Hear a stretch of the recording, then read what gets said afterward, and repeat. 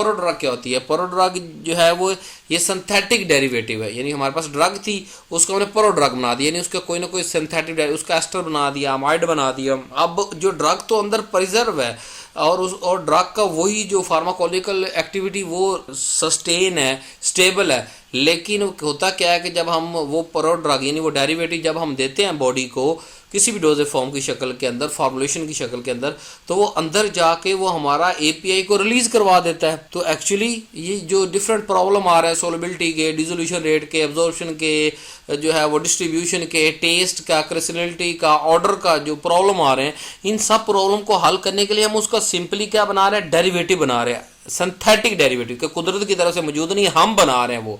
यानी ड्रग तो as it is कुदरत में मौजूद है, उसका आगे खुद से लेबॉर्ट्री के अंदर हम सिंथेटिक डेरिवेटिव बनाते हैं, या एस्टर बनाएंगे या अमाइड बनाएंगे। प्रोड्रग में दो ही मेन जो है वो हम बनाते हैं, या उस ड्रग की एस्टर फॉर्म बना लेंगे या अमाइड फॉर्म बना लेंगे। अब होगा क्या कि वो एस्टर और अमाइड हमारी फार्माकोलॉजिकल एक्टिविटी जो फार्मुलेशन की उसको डिस्टर्ब नहीं करेगा। वो जैसे अंदर जाएगा बॉडी के अंदर, जो एस्टर बना हुआ या अमाइड बना हुआ वो क्या करेगा? एपीआई को, एक्टिव ड्रग मॉलिक्यूल को छोड़ देगा और वो बायोअवेलेबल हो जाएगा। लेकिन हमारे जो प्रॉब्लम उस ड्रग के साथ, वो चाहे एब्जॉर्प्शन रिलेटेड है, लिपोफिलिसिटी है, वाटर सोलबिलिटी है, क्रिस्टलिटी है, सोलबिलिटी, टेस्ट, ऑर्डर, वो उसको कंट्रोल करके और उसको यानी कि सॉल्व करके हम इस्तेमाल कर सकते हैं। एक्चुअली इसमें हम क्या करते हैं, ये साइड चेन इन्वॉल्व होती है कि साइड चेन ऐड या डिलीट करते हैं या कोई फंक्शनल ग्रुप ऐड करते हैं। ये साइड चेन ऐड कर देते हैं या फंक्शनल ग्रुप ऐड करते हैं, दोनों चीज़ें ऐड होती है। ये साइड चेन ऐड होगी या फंक्शनल ग्रुप ऐड होगा। प्रोड्रग यानी ड्रग के साथ कोई चीज़ लग गई, अब वो प्रोड्रग होने की वजह से क्या होगा? बायोलॉजिकल प्रॉपर्टीज जो इम्प्रूव, यानी एब्जॉर्प्शन अच्छी होगी, लिपोफिलिसिटी जो है इम्प्रूव हो जाएगी, वाटर सोलबिलिटी इम्प्रूव हो जाएगी, ऑर्गन के अंदर डिस्ट्रीब्यूशन इम्प्रूव हो सकती है उस एस्टर की वजह से या अमाइड की वजह से। फार्मास्यूटिकल प्रॉपर्टी भी अच्छी हो जाएंगी, जैसे कि उसकी क्रिस्टलिटी ज़्यादा अच्छी या कम हो जाएगी, यानी जो भी प्रॉब्लम है, सोलबिलिटी बढ़ सकती है, और जो है वो टेस्ट उसका मास्क कर सकते हैं, ऑर्डर मास्क कर सकते हैं। तो प्रोड्रग भी हमारे पास एक टेक्निक है, मॉलिक्यूलर हमारे पास मॉडिफिकेशन है, जिसके ज़रिए हम जो है वो हमारी जो ड्रग है, न्यू ड्रग, उसको फार्मूलेशन तक पहुंचाने के लिए हमें एक सतून के तौर पे एक किरदार अदा करती है। अब मिसाल देता है प्रोड्रग कैसे बनती है कि हमारे पास था एरिथ्रोमाइसिन।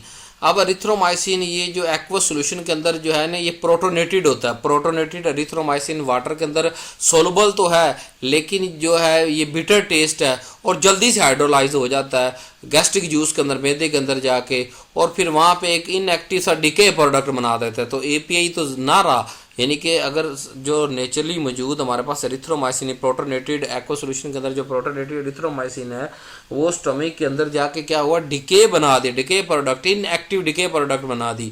तो ये तो हमारे पास तो वो एपीआई ब्लड के अंदर गया ही नहीं, जब ब्लड के अंदर जाएगा नहीं तो काम कैसे करेगा?